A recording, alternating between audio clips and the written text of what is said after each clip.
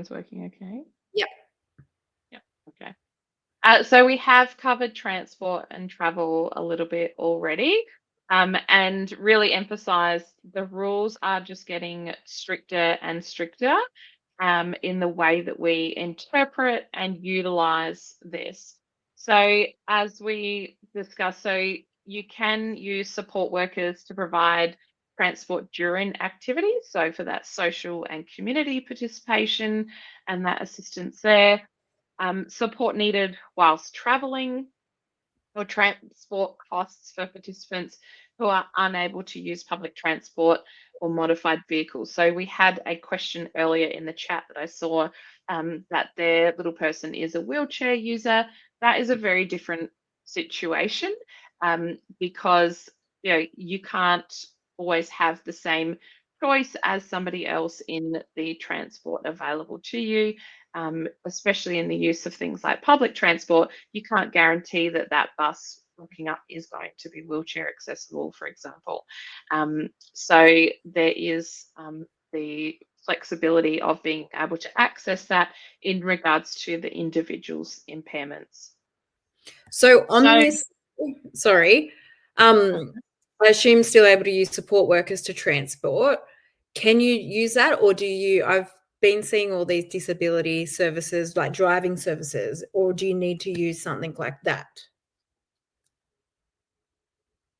I would think, and Hayley, jump in here if you've got your legislative brain on it.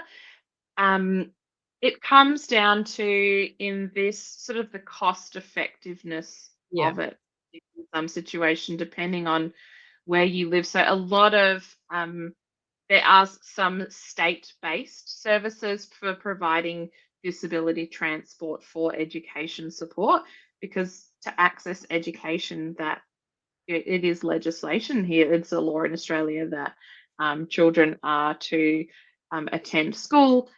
So that would be your first point of call, obviously in school. Um, but if a disability specific service to transport your participant to school is more expensive than a support worker to transport them to school, then if you had that assessment and that justification, then I believe that you could utilize a support worker to do that. Hayley, what's your view? I think, yeah, look, I agree. It's school and travel. I would come down to, you need to talk about it individually, because it is just so unique. Because in this instance, with an 11-year-old, if there was no school access, in-kind support, there is also, you would need to demonstrate why public transport is not an option, because technically public transport is supposed to be accessible.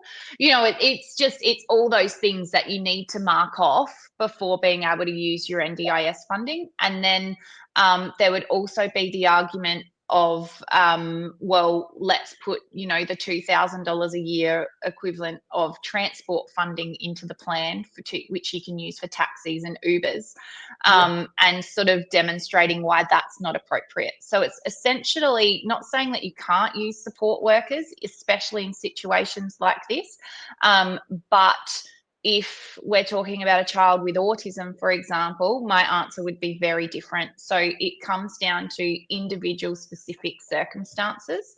And you would need to demonstrate why the other option. So I think always a really good example to liken to this is when we hear parents say, I need a support worker so I can go back to work. Because we know our kids, right? So we know that they're not going to cope in childcare, for example, and different things. But unfortunately, us just saying that is not enough as far as the agency is concerned. We need to demonstrate why childcare is not appropriate. We need to hear why the inclusion funding from childcare is not enough to support the child and all those sorts of things. So you need to apply that here for transport as well. Yeah. It is very much about that evidence now. It's no longer sort of that hearsay or excuses or comments. You need to actually back yourself up now. in that. So unfortunately for us parents and carers who already have absolutely chaotic full lives, it does add an extra responsibility and a challenge in there. So it is a hard no for transporting children as part of their reasonable care. So, like we were saying, if you have to go back to work and you need your children or child to get to and from school, um, that is not a ordinarily it is not a appropriate use of transport or NDIS funds. You cannot claim petrol or parking, any flights, accommodation, events, tickets. So we were talking before about carers, support workers, even things like pool entry for hydrotherapy. You can't claim that is something that a allied health professional has to absorb their cost of utilizing the pool if they don't have alternate arrangements to access that pool. So what have we got here? Yeah, sorry, I wanted to pop this one up. This would be very much an individualized one. So you would need to have that discussion as part of the planning meeting that with the individual participant, if they are not able to obtain a license due to their disability, that would certainly be something that's taken into account in allied health reports and presented to the NDIS. And you may, for example, get transport included in the plan, which, as Hayley mentioned, it could be that sort of token $2,000 that you get paid monthly into your account for accessing those types of supports. And also in this instance, I would say, if we pick it apart, this would actually be more, Danielle, from the parents' plan, because when we pick it apart, it's yes, the child has a disability, but it would still be age appropriate regardless of disability for the child to be transported by the parent to school. And so then we unpack it and go, so it's because of the parent's disability that the parent can't take place in their usual, what would be typical activities. And therefore it is the parent's NDIS plan that would need to be developed in order to reduce that functional impact of disability. It's that nuanced way. Yeah. So someone has put a comment there in regards to their support worker claiming, so Tara Steele, claiming kilometres on top of their hourly rate. So it depends on what service they're providing and what support line item they are using. If a support worker is providing social and community access and transporting the participant as part of that, they can claim for kilometres travelled as well as their time transporting participant in that. And that's all in the NDIS pricing arrangements and price limits guide.